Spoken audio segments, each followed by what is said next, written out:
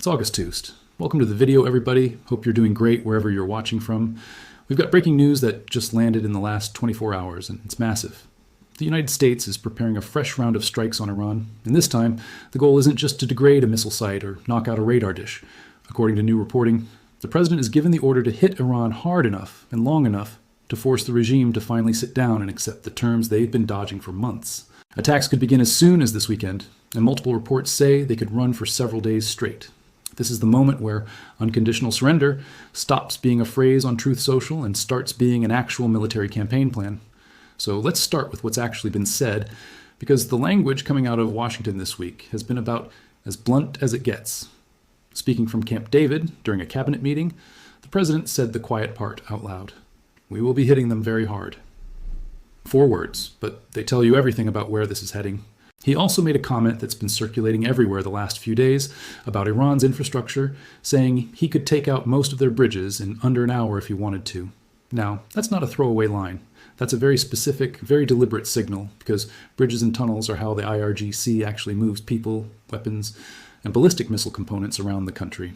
You take that out, and you're not just bombing a building, you're strangling their entire internal logistics network. We'll get into exactly why that matters here in a bit, because it connects to something bigger that almost nobody in legacy media is talking about. The White House press secretary backed all of this up in a formal statement, saying the United States is going to keep fighting until it wins, and that Iran will not get a nuclear weapon under this administration's watch, period, full stop. That's about as unambiguous as government messaging gets. And then you've got reporting out of the Wall Street Journal, corroborated by CBS, that Israel, the original partner in this operation from back in February, is gearing back up too. One outlet described what's coming as potentially the most aggressive campaign yet against Iran's energy infrastructure, meaning refineries, export terminals, the stuff that actually keeps the regime's cash flow alive. So you've got 2 militaries, American and Israeli, both spinning back up at the same time, both aiming at the same target, which tells you this isn't a one-off retaliatory strike. This is coordinated. He was asked directly this week whether people should expect more Iranian attacks in response to renewed American strikes, and his answer was refreshingly blunt for a diplomatic setting. "A little bit," he said, adding that it would be foolish to assume otherwise and that you always have to keep your guard up. That's not the language of someone who thinks this ends cleanly and immediately. That's the language of someone who's expecting a rough few days and is telling the public to expect it too, rather than promising a quick, tidy resolution. He also offered a strange little bit of insight into how he actually views the state of this conflict, saying Iran will get weaker, then maybe get a little stronger for a moment, and then get weaker again, and eventually just peter out. That's not exactly a Pentagon briefing slide, but it's a pretty accurate description of how attrition wars against a regime that keeps clawing back small amounts of capability between strike waves actually tend to play out in real life. Now here's where it gets interesting, because the president also said something this week that a lot of people glossed over. He said Iran is doing very poorly right now. He said they've been dishonest, dishonorable to deal with, but that it doesn't matter, because they're struggling regardless. And then, almost in the same breath, he said something that sounded almost sympathetic, that the US is trying to be, in his words, as nice as you can be in a situation like this. That's a strange thing to say right before authorizing a multi-day bombing campaign, but if you've been tracking this conflict since February, you know this is exactly his pattern. Public toughness, private off-ramps, constant signaling that there's still a deal to be had if Iran just picks up the phone, and actually means it this time. So let's rewind for a second and get everybody caught up on how we got here, because this didn't come out of nowhere. Back in late February, the US and Israel launched a coordinated strike campaign that took out Iran's nuclear infrastructure and killed the country's supreme leader in the process. That kicked off weeks of retaliatory missile and drone fire from Iran into Israel, into Gulf states, into U.S. bases in the region. By April, both sides had agreed to a ceasefire, brokered by Pakistan, that was supposed to reopen the Strait of Hormuz and end the shooting. That lasted about as long as most ceasefires with the IRGC last. By June, there was a fresh memorandum of understanding, another attempt to formalize the peace.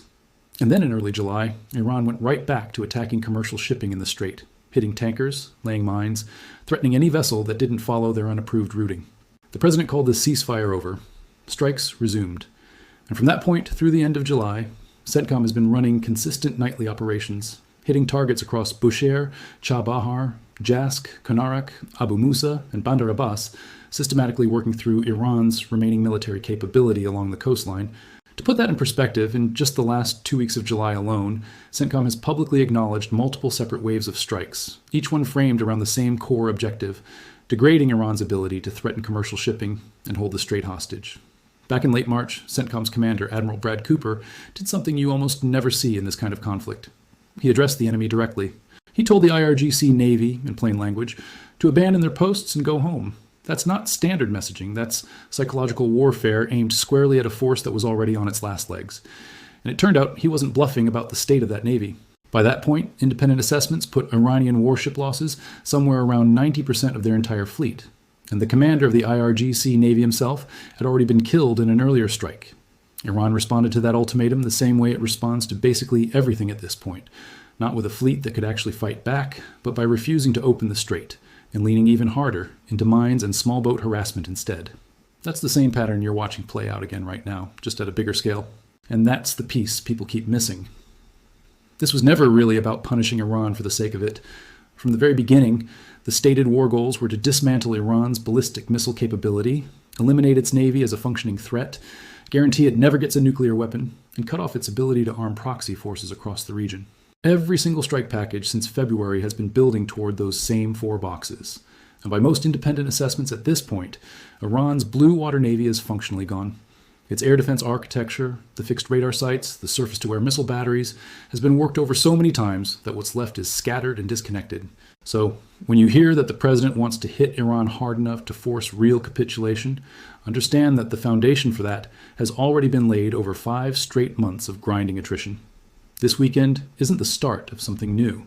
It's the president deciding the groundwork is finally solid enough to go for the finish. Now let's talk about what's actually sitting off the coast right now, because the hardware tells its own story.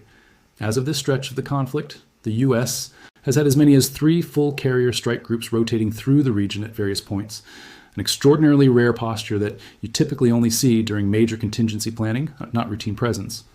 The USS Gerald R. Ford brings something the older Nimitz-class carriers simply can't match: an electromagnetic launch system, and advanced arresting gear that lets it generate a much higher sortie rate, meaning more jets in the air more often, with faster turnaround between missions. That's not a minor upgrade. That's the difference between a carrier that can sustain a slow occasional tempo and one that can run continuous strike cycles for days without stopping. Pair that with a second and sometimes third carrier group in theater, and you've got the kind of concentrated air power that lets planners hit dozens of targets in a single night across multiple provinces simultaneously. Then there's the long-range piece, the B-2 Spirit stealth bombers. These aircraft have already flown direct missions from the continental United States all the way to Iran and back, refueling in the air multiple times along the way to strike hardened, deeply buried targets that nothing else in the arsenal can reliably crack. The B-2's whole reason for existing is penetrating exactly the kind of layered Russian and Chinese-derived air defense systems that Iran spent 2 decades building and buying. It's a flying safecracker. It gets in, it gets the job done on targets buried under mountains or reinforced concrete, and it gets out before anyone even knows it was there. And when you hear that bridges and infrastructure targets are now on the table, understand that a lot of that work doesn't require the B-2 at all, because a bridge isn't hardened the way a nuclear facility is. That kind of target set is well within reach of standard precision-guided munitions off carrier-based fighters, which is exactly why threatening the bridges is such an efficient move. It signals a massive escalation in scope without requiring the U.S. to burn its most exquisite, limited assets to do it. It's also worth breaking down exactly what's in the toolkit for the harder targets, because the weapon matters just as much as the platform carrying it. For the deeply buried, reinforced sites, the go-to weapon paired with the B-2 is the massive ordnance penetrator, a 30,000-pound bunker buster purpose, built to punch through layers of rock and concrete before detonating.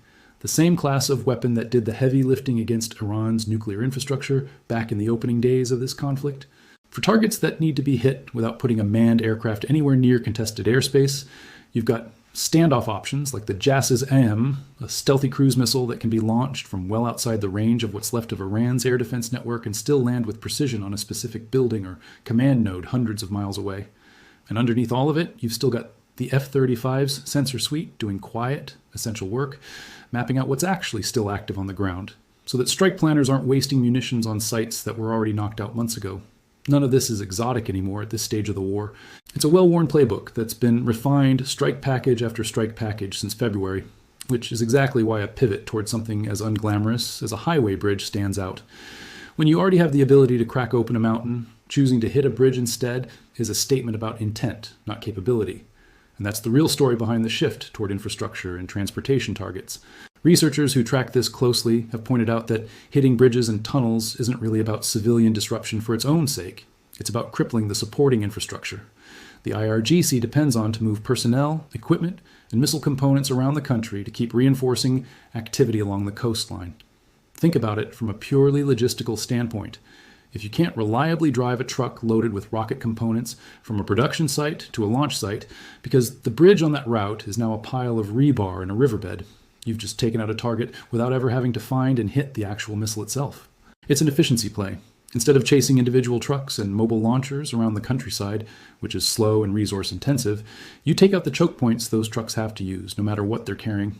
That's a fundamentally different kind of campaign than what we saw back in February and March, and it tells you the target list has expanded well beyond just military hardware. Meanwhile, out in the water, the naval blockade that's been running since the spring continues to squeeze Iran's already battered economy. Every day that blockade holds, Iran loses out on hundreds of millions of dollars in oil revenue it simply cannot recover, because that's not lost income they can go back and collect later. That's a sale that never happened. And it's worth remembering just how central one single choke point is to their entire economy. Roughly 90% of Iran's oil exports move through Karg Island alone, which is exactly why that terminal has been targeted directly earlier in this conflict, and exactly why any renewed campaign against energy infrastructure carries so much more weight than a strike on a random warehouse somewhere. You're not diluting pressure across 100 small targets, you're aiming at the 2 or 3 choke points the entire Iranian economy has to pass through no matter what.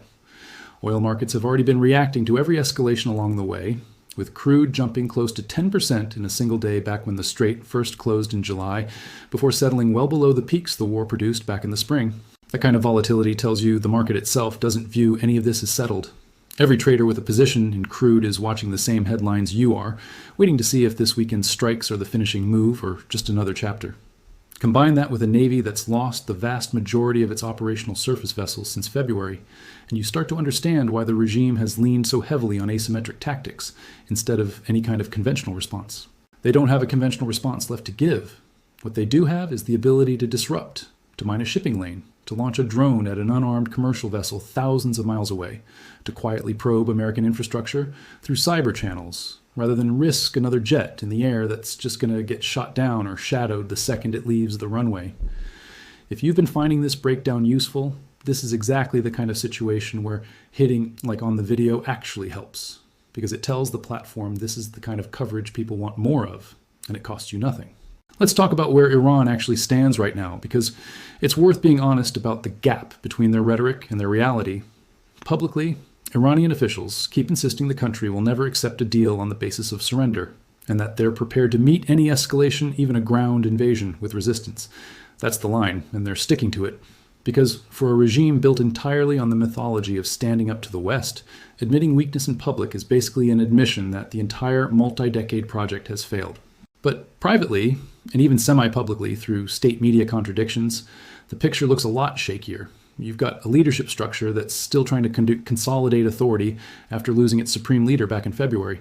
You've got a Navy that no longer meaningfully exists as a fighting force. You've got an air defense network so degraded that new strike packages are now able to operate with far less resistance than they faced back in the spring. And you've got an economy that's hemorrhaging money every single day. The Strait stays choked off. So what do they actually have left? Proxy tactics. That's it. That's the entire remaining playbook. Instead of contesting the skies, which they've essentially given up on because a radar has to emit to be useful, and a fixed sight has to sit still to be effective, both of which make you an easy target, Iran has pivoted almost entirely toward passive, dispersed, low-signature methods. Drone strikes on unarmed commercial vessels, suspected cyber intrusions into water treatment and utility systems on the other side of the planet, actions that leave no missile trail, no launch signature, nothing for a fighter jet to intercept. Quiet arms, smuggling operations routed through shell companies and third-party intermediaries, specifically designed to give the regime plausible deniability. It's the exact same strategy you'd expect from an organization that's lost the ability to fight conventionally and knows it. Make yourself expensive and exhausting to deal with, rather than trying to actually win. Think about what that actually looks like from the outside. A drone hitting a floating storage vessel thousands of miles from Iranian territory doesn't require a navy, doesn't require an air force, doesn't require anything that can be tracked back to a launch site with a satellite pass. A handful of stolen credentials into an industrial control system on a water utility doesn't require a single missile to leave a rail. These are the tools of an organization that has already conceded the conventional fight and is now purely playing for time, hoping that the financial and political cost of sustained American operations eventually outweighs Washington's appetite to keep paying it. That's always been the actual bet the regime is making. Not that they can win outright, but that democracies eventually get tired of long wars and start looking for an exit, any exit, just to make the headlines stop. It's worked for other actors in other conflicts before. The question this weekend is whether it's going to keep working against an administration that has shown repeatedly that it's willing to escalate rather than pull back the moment Iran tests the water again. There's also the diplomatic angle sitting underneath all of this. Publicly, Tehran's foreign ministry keeps denying any involvement in the smuggling networks and proxy operations tied back to them, the same way Beijing's foreign ministry has denied any state-level role in Chinese arms flowing toward Iran through intermediary companies. Denial is cheap. It costs nothing to issue a statement calling a report groundless. What actually matters is the pattern of behavior underneath the statements. And right now, that pattern points in exactly one direction. A regime trying to buy time and rebuild leverage through indirect means, because it no longer has direct means worth using. Now let's shift gears for a second, because you made it to the global roundup section of the video. And there's a couple of stories from the past 48 hours you need on your radar, because they're connected to the bigger picture in ways that aren't getting nearly enough attention. First, over in Poland, a Russian missile crossed into Polish airspace during an overnight barrage aimed at Ukraine and came down inside Polish territory, leaving a crater that NATO forces are still assessing. Fighter jets were scrambled in response, and this marks yet another instance in a growing pattern of Russian munitions drifting or being sent across a NATO border during strikes on Ukraine. This isn't the first time this has happened this year, and every time it does, the margin for miscalculation gets a little thinner. NATO members are already on edge about the alliance's overall posture, especially with ongoing friction over troop commitments and burden sharing among member states. And incidents like this one keep forcing the exact conversation nobody in Brussels wants to have out loud, which is what actually happens if one of these missiles hits something or someone on the wrong side of that border. And that leads directly into the second story, which is that NATO is reportedly developing plans to expand its nuclear deterrent posture in Europe, including the possible deployment of additional American nuclear weapons on the continent, specifically in response to the growing threat picture out of Russia. This is still in the planning and discussion phase. Nothing has been finalized publicly, but the fact that it's even being seriously floated tells you how much the security calculus in Europe has shifted over the last year. You've got a hot war grinding on in Ukraine, missile debris landing inside alliance territory, and now open conversations about repositioning strategic weapons to reinforce deterrence. Add to that the fact that this comes on the heels of an already tense NATO summit earlier this month, where Allied leaders spent a good chunk of their time managing friction over troop levels, burden sharing, and lingering frustration from some member states over being left out of the loop on major American decisions regarding Iran. A missile crater in a Polish field isn't going to be the thing that breaks the alliance apart, but it is exactly the kind of incident that keeps reminding every government in the room how thin the margin actually is between a war staying contained in Ukraine and a war pulling in the rest of Europe by accident. Put that next to what's happening with Iran, and you start to see the same underlying pattern playing out on two completely different fronts at the same time. Adversaries testing the edges of what the West will actually tolerate before it responds with overwhelming force, and Western alliances quietly recalibrating their own deterrent posture in response to both. Now you've made it to the strategic analysis section, and this is where I want to connect some dots that I don't think are getting connected anywhere else right now. Here's the thing that jumps out at me about this specific moment in the Iran campaign. Every previous phase of this conflict, going all the way back to February, has been framed primarily around military targets, nuclear sites, missile production facilities, IRGC command centers, naval assets, coastal surveillance and defense installations. That's a fight against the regime's ability to project force. But the moment you start seriously floating strikes on bridges, on transportation infrastructure, on the connective tissue that lets the country actually function day to day, you've shifted into an entirely different kind of pressure campaign. You're no longer just trying to degrade their military capability. You're trying to make the cost of continued defiance so high, so immediate, and so visible to the average person inside Iran that internal pressure on the regime starts to matter as much as external pressure from American and Israeli jets. That's a fundamentally different theory of victory than what we saw in the spring. And here's why that timing matters. This shift is happening at the exact moment the president is talking publicly about wanting Iran to actually sit down and accept terms, rather than just declaring victory unilaterally the way he did back in March, when he told G7 leaders Iran was, in his words, about to surrender, only for the country's new leadership to publicly vow to keep fighting less than a day later. That premature declaration didn't age well, and I think there's a real chance this administration learned something from it. You don't get to just announce that the other side has surrendered. You have to actually make surrender the only rational option left on the table, and back it up with a plan that continues even if they don't immediately fold. Threatening the bridges isn't a bluff designed to sound scary on television. It's a credible next step in an escalation ladder that's been building step by step for 5 months. And everybody watching, especially inside Tehran, knows that every single previous rung on that ladder has actually been followed through on. There's also an economic dimension to this that I think gets underweighted in most of the coverage. Every additional day this campaign runs, Iran's oil revenue keeps bleeding out through the closed strait. Their navy remains incapable of contesting that blockade in any meaningful way. And now, their internal transportation network is being explicitly threatened on top of all of that. You're not just squeezing their ability to make money. You're squeezing their ability to move whatever money and material they do have left. That's a pincer. Financial pressure from the outside, logistical pressure from the inside, both tightening at the same time. And when a regime that's already lost its supreme leader, lost its navy, and lost a huge chunk of its air defense network starts facing the prospect of losing its physical ability to move things around the country, the pressure to actually negotiate in good faith, rather than just performing defiance for a domestic audience, goes up substantially. The other piece worth flagging is the timing relative to Israel's re-entry into active operations. Coordinated timing between American and Israeli strike packages has been a recurring feature of this entire conflict since February, and reports this week suggest that pattern is about to repeat, with Israel reportedly gearing up for what's being described as its most aggressive campaign, yet against Iranian energy infrastructure specifically.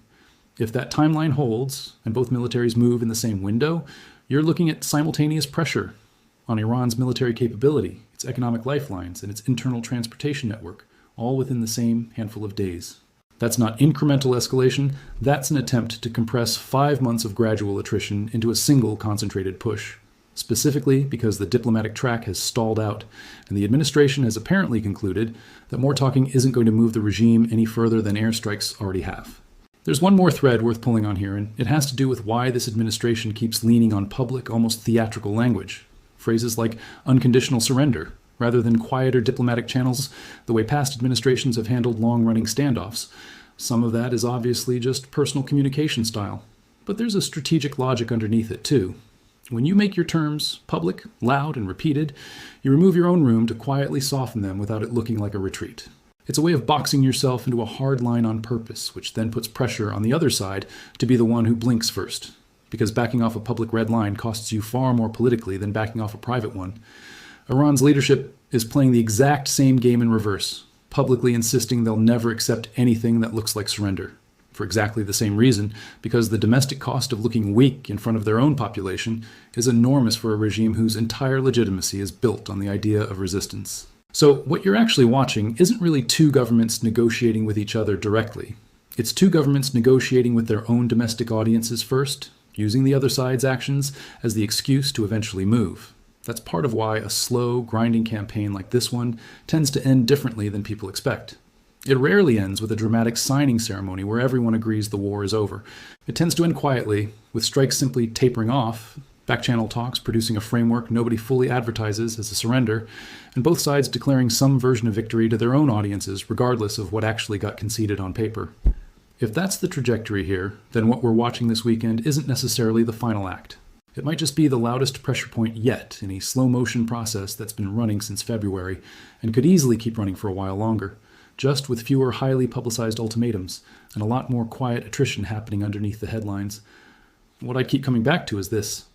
A regime that has genuinely run out of conventional options doesn't need to be convinced militarily anymore. It's already lost that fight.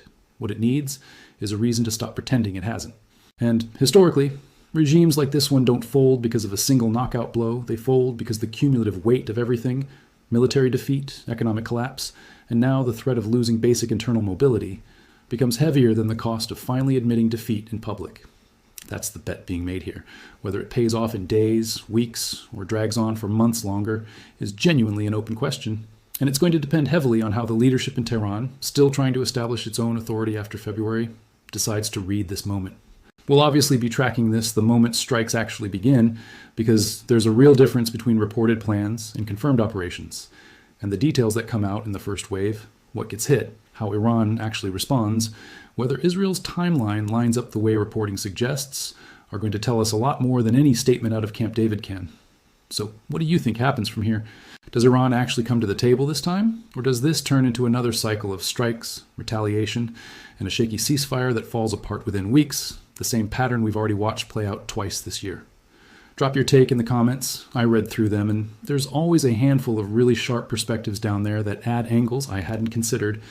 And if this kind of deep breakdown is useful to you, subscribing means you won't miss it when the story moves again, because at the pace this conflict has been developing, it's probably not going to take long. Thanks so much for watching, and I'll see you in the next one.